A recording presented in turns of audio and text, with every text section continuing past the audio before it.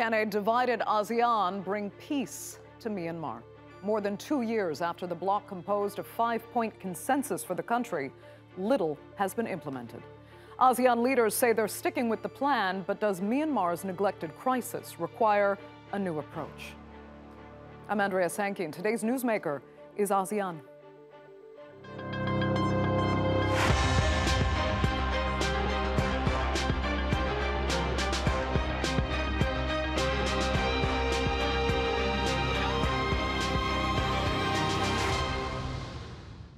Well, the Myanmar crisis was high on the agenda when the Association of Southeast Asian Nations met last week in Jakarta. While they managed to renew their alarm and condemnation over the ongoing conflict in Myanmar, they struggled to overcome major differences on how to deal with it. Myanmar, one of the bloc's 10 members, has been in turmoil since the military seized power in early 2021. They've since unleashed a bloody crackdown on pro-democracy opponents, prompting retaliatory attacks by a resistance movement and ethnic minority armed groups. Thousands have died. A joint communiqué released by ASEAN diplomats said the following. We strongly condemn the continued acts of violence, including airstrikes, artillery shelling, and destruction of public facilities. We urged all parties involved to take concrete action to immediately halt indiscriminate violence, denounce any escalation, and create a conducive environment for the delivery of humanitarian assistance and inclusive national dialogue. Meeting chair Indonesia urged the group's foreign ministers to remain united in tackling the issue. Myanmar's military leaders have refused to implement a 5-point peace plan that calls for a halt to violence and inclusive dialogue, and was agreed shortly after they mounted their coup. But it's been more than 2 years since that plan, known as the 5-point consensus, was agreed. And despite the lack of willingness to implement it, ASEAN still believes it's the right way forward. ASEAN has to do the right things in accordance with the 5-point of consensus. Indonesia, as chair, will continue to do the right thing. And we have to do the right things for the people of Myanmar. And top U.S. diplomat Antony Blinken, who held meetings on the sidelines of the summit, reiterated U.S. support for that plan. In Myanmar, we must press the military regime to stop the violence, to implement ASEAN's 5-point consensus, to support a return to democratic governance. Just yesterday, the United States announced over $74 million in additional humanitarian relief to the region, including nearly $61 million to support Rohingya displaced by the ongoing violence in Myanmar. Now, it needs to be said that the word consensus might be misleading, given the rifts within ASEAN. Key members disagree on how to engage with Myanmar's military junta, and those divides became clear at the summit. Junta officials have been barred from high-level ASEAN meetings due to a lack of progress on the 5-point plan, but Thailand invited Myanmar military officials to a bilateral meeting in Bangkok just last month. Now, the outgoing Thai foreign minister defended the meeting, saying his country was suffering more than others from the conflict. He also confirmed that he had recently met Myanmar's jailed former leader Aung San Suu Kyi, making him the first foreign official to be granted access to the Nobel laureate since her detention by the military more than 2 years ago. But it's not an ASEAN meeting, because this is our own initiative. Why? Because we have a long border with Myanmar, 2,400, and things happen every day. Things happen in such a way that, hey, we think that we need to find a way to settle or help settle the Myanmar issue. Like Indonesia, you are far away from Myanmar. You don't know what's happening on a daily basis. But we are affected.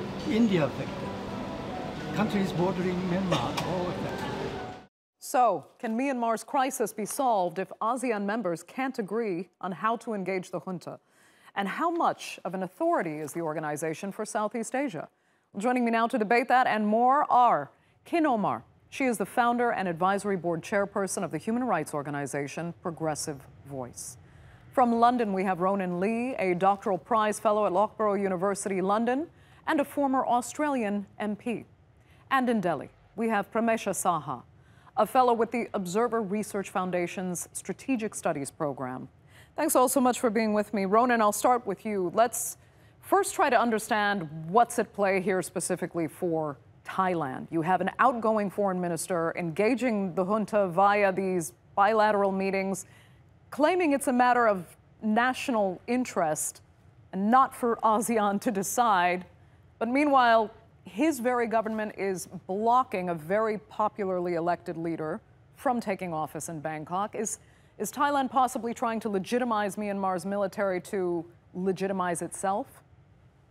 Oh, I think unquestionably. I mean, I think the nature of the Thai government's engagement with Myanmar since the coup has been entirely about legitimising their position within Thailand and normalising a situation where a military can launch a coup and then later on pretend that they've transitioned that stealing of government into some sort of democratic structure.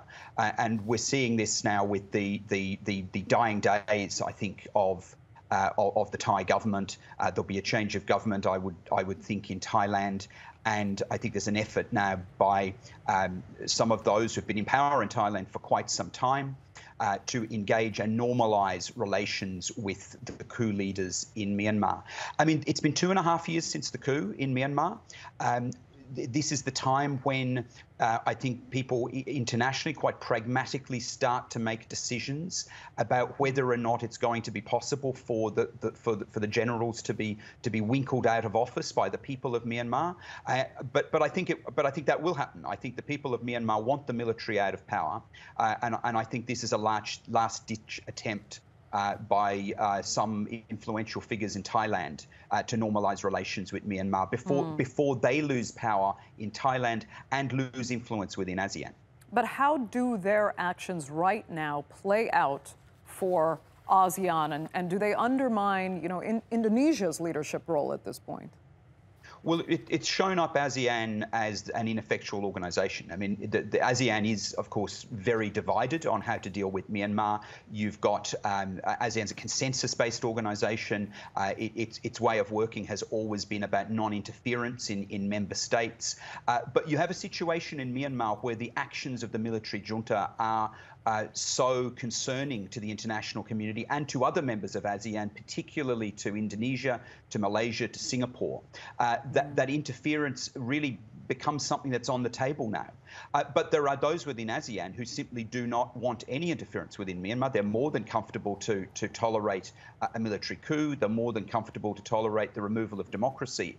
And that's why we're left with these ineffectual statements from ASEAN. The 5-point consensus, which was agreed in I think, April of 2021, has achieved very little. But it's the working document that ASEAN's engagement with Myanmar is based upon. And consequently, it's the working document that the rest of the world's engagement with Myanmar is based upon, because the UN and the US and EU and others who've talked very tough on human rights, but have left dealing with Myanmar really in the hands of an ASEAN that is not capable of doing the things that are needed to do to support the people. I want to come back to specifically that, but first I want to look a little bit further at Thailand and its initiative, or if I can call it an initiative here.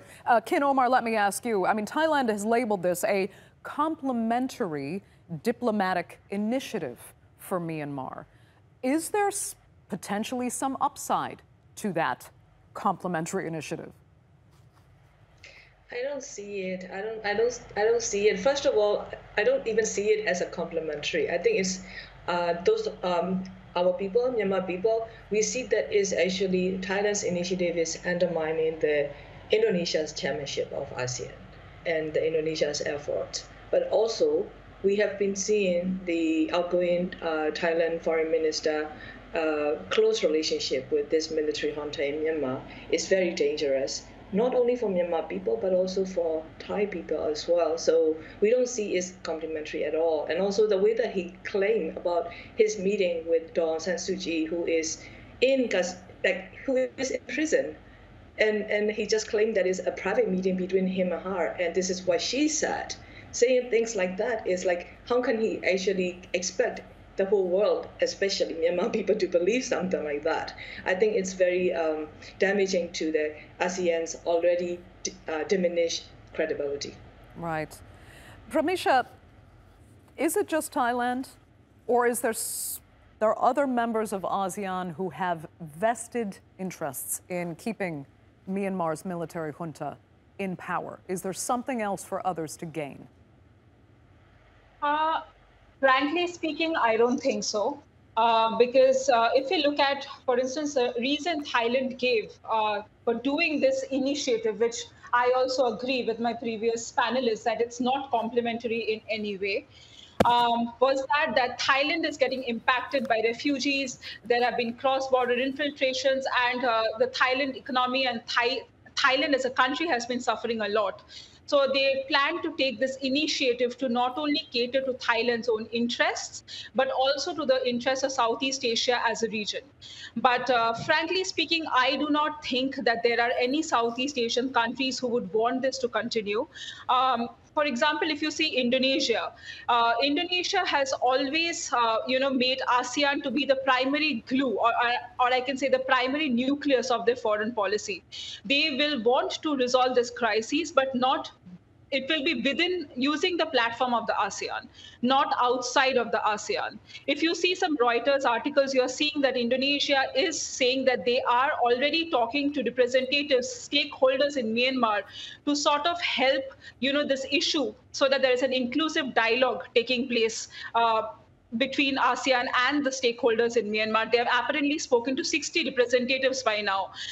So the interest for all the countries in Southeast Asia is to resolve this crisis, because this is actually putting a question mark on ASEAN's credibility as well.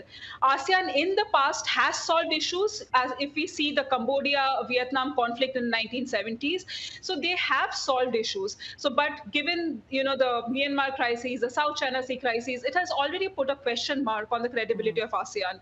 So for Southeast Asian countries, ASEAN is very important in their foreign policy and to prove that ASEAN is a credible organization. So I think for the sake of securing the credibility of ASEAN, resolving the Myanmar issue, using the platform of ASEAN is very important for Southeast Asia. Okay, having said that then, Ronan, why, if it is in somewhat simplistic terms, why can't the other members who don't seem to have this vested interest in keeping the Thai military junta in power, why don't they simply just override what Thailand is doing, move the peace process forward, however, by any means necessary, if possible, in Myanmar? What is really stopping them from implementing the 5-point consensus plan?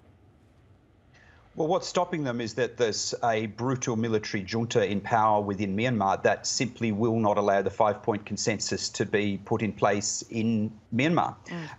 Point one of the consensus is that the violence should stop. Well, the core cause of the violence here is the Myanmar military, who regards any opposition to its illegitimate rule, so not just people who protest against them, but civilians who might support protests against them, they regard as tantamount to terrorists, and they target civilians as a tactic to stay in power. That is not a situation where you can plausibly expect, and ASEAN shouldn't have expected, that the military would have ever agreed to stop the violence and to enter into negotiations with all parties. The military of Myanmar doesn't regard other parties as legitimate players, and they're never going to agree to negotiate with them unless they're forced to. And here is where the weakness of ASEAN's strategy becomes, I think, obvious for all to see, that there's nothing backing it up. That the military of Myanmar knows that if they simply say no, that we're not going to negotiate, we're not going to stop the violence, that there's nothing coming from ASEAN to force them to do so. And that's where I think we need to be asking questions of the organisation in the world whose responsibility it is, the UN Security Council, whose responsibility it is to provide for the safety of all of us on this planet. Why are they not involved? Why has there not been a debate there? And we've done various programs on that specifically. We know because of the veto power of certain nations, the UN Security Council is rather impotent. But as you mentioned before, the West has basically said, this is an ASEAN problem. It's your region. You're the authoritative body here. You solve it. Obviously, it's not working. So the people of Myanmar are effectively thrown under the bus. Should the U.S. and Europe be stepping up, or would that be considered interfering, and more nations are taking less and less kindly to what they see specifically as Western interference in their regional affairs? Well, I think there are very strong humanitarian grounds for an element of interference that I think that the people of Myanmar would now not regard that as illegitimate interference. I think in the past, when ASEAN's involvement in Myanmar has been at its best, it's when, so for instance, in the aftermath of Cyclone Nargis, that was a situation where there was serious talk from Western powers that they would get involved and they would deliver humanitarian aid into Myanmar if Myanmar wasn't prepared to allow ASEAN to do that. And I think what we should see from the West, who talk really tough on human rights, the US has been strong on human rights in Myanmar, the EU and the UK and so on, they should be signalling to Myanmar that if Myanmar won't engage if the generals won't engage in a much more constructive way with ASEAN, stop the violence, negotiate with all parties, then interference should be on the table, and should be on the table in a very serious way. Khin Ohmar, do you agree there? Would something that could very easily be labeled interference by the West, that so many developing countries in particular have come to resent, do you think it's the only option at this point? Oh, definitely, yes. I mean, I also, before that, I want to also say that even though China and Russia has the veto power, but we are not seeing the other Security Council members also taken seriously on Myanmar crisis. We're not seeing them taken, push in New York. So that's the major problem that I see. But saying that, yes, I agree with Ronan in terms of this humanitarian. For example, ASEAN humanitarian delivery effort at this point, even to the Cyclone Mocha affected communities, is not effective yet. Let alone those 1.6 million internally displaced who are under the direct attack by this military, right? Even when ASEAN foreign ministers meeting concluded on July 12th, they come out with a statement, and that's on that day the military is bombing and also burning down villages, killing the civilians. So what is the answer here is, as we call for it, is the US, the EU, they can also take the initiatives. I mean, current targeted sanctions are not enough yet, but also the humanitarian effort, they can actually take the further steps. You are seeing the UN is not taking leadership. You are not seeing even the UN Secretary General not giving the same equal consideration and attention as he is giving to other countries. So what does it say here about the world, position on Myanmar crisis? Very, very upsetting for the Myanmar people. I mean, that's where Myanmar people got to the point of lacking confidence in any of the UN or the ASEAN or these matters. I think one thing is important for us to also recognize is that even though the Indonesia, as ASEAN chair in 2023, is taking different initiative or different approach, but there is no such thing as peace process. I mean, the peace process takes so much elements in it, but at this point, Myanmar people are left in dark.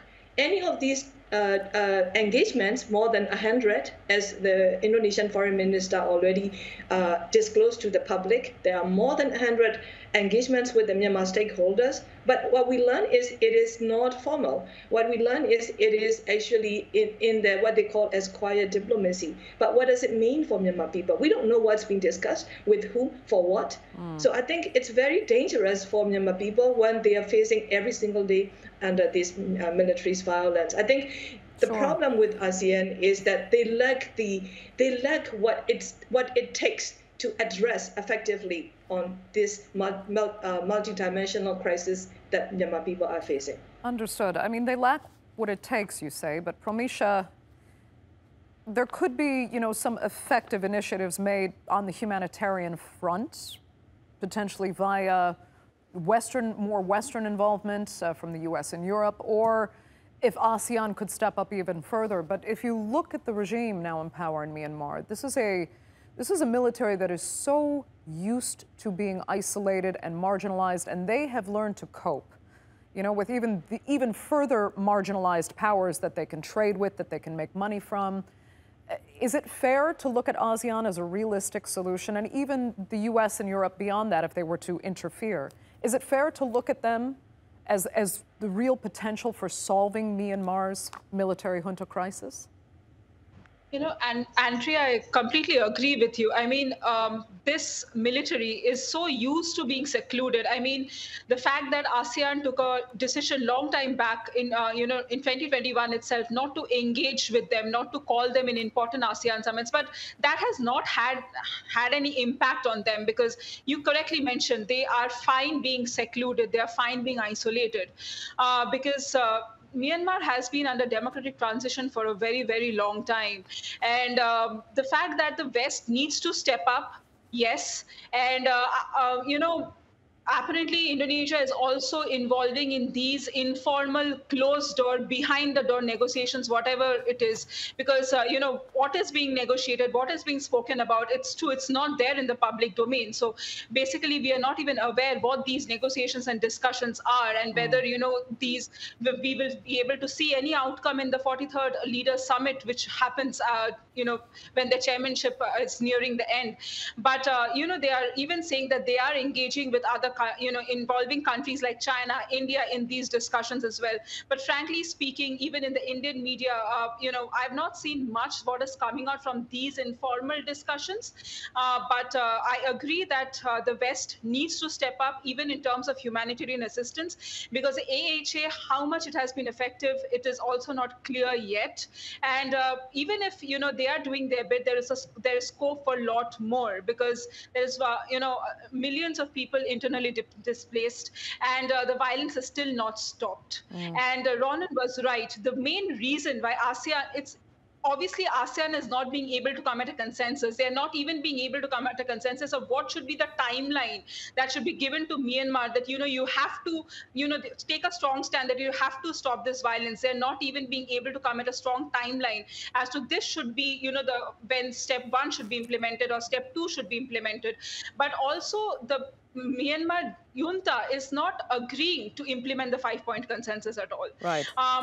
So international bodies need to be involved. And I think platforms like East Asia Summit or even ASEAN Regional Forum, where these countries, these Western powers are present. I mean, okay, we're down to our last few minutes, so I did want to get back to a few other things. And very quickly, Ronan, because this was, of course, raised. We know Thailand's foreign minister met with Aung San Suu Kyi. They praised that as, an accomplishment, because they are the first foreign power to actually meet with the still opposition leader. Is there any value in that whatsoever, or does it simply provide cover, for their support of the junta to make it look as if they're actually engaging the opposition? And how much longer can Aung San Suu Kyi, as an opposition figure, really persist under these conditions? Well, I think the people of Myanmar will determine how long she can persist as a leader. I mean, many in Myanmar would be saying she was she's the elected leader of the country, that there was an election, that the coup was designed to stop those elected figures taking up office. I think it shows I think it shows that certain elements of Thai politics complicity with the Myanmar junta. Aung San Suu Kyi has not been able to meet with her lawyers since December, I understand. She's been kept incommunicado. She's in jail. People can't meet with her. Journalists can't meet with her. Other members of the opposition, her family cannot meet with her. This is the fact that the outgoing Thai foreign minister could meet with her. It's nothing to be proud of. I think it actually highlights exactly the reasons why Myanmar's military needs to be removed from office. Very quickly, Khin, you wrote an op-ed saying that Myanmar's crisis needs a different response, and how aid is provided, and who is providing it are much more important than the aid itself. Very quickly, in 1 minute, can you give me an example? Yes, because we have to understand that Myanmar's humanitarian crisis is created by this military. We are very natural resource, rich country. Our people can grow things in their backyard and be sustainable. But why we need this? Because this military created. So to send them humanitarian aid through or into the hands of the perpetrators of this crisis, it just doesn't make sense, because they are the one who weaponize and who block all these humanitarian aid to the people who are in dire need. But then on the other side, you have to also see that for the last 2 years, Myanmar people are helping themselves along by themselves. There's been an effective humanitarian aid delivery that our local civil society organizations, local humanitarian responders are doing that, including ourselves, including our organization. We've been doing that. And only the problem is that, including the ASEAN and UN, are not putting trust in us, who are doing this effective delivery, and instead always trying to go through this military junta who created this crisis. That's the problem. Khin Ohmar, that will have to be the final word. I'd like to thank all three of my panelists so much for being with us on this edition of The Newsmakers, and our viewers, of course, for joining us as well. Remember, you can follow us on Twitter, and do be sure to subscribe to our YouTube channel. I'm Andrea Sankey. We'll see you next time.